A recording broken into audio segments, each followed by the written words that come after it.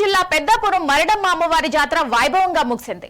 ఈ సందర్భంగా ఆలయ వ్యవస్థాపక ధర్మకర్త సిహెచ్ బ్రహ్మాజీ ఈవో ఆర్వి చందన జె సత్యనారాయణ ఆధ్వర్యంలో హుండీని లెక్కించారు. జాతర సందర్భంగా 11,56,900 నగదు అమ్మవారి హుండీలో జమ అయినట్లు ఆలయ అధికారులు తెలిపారు.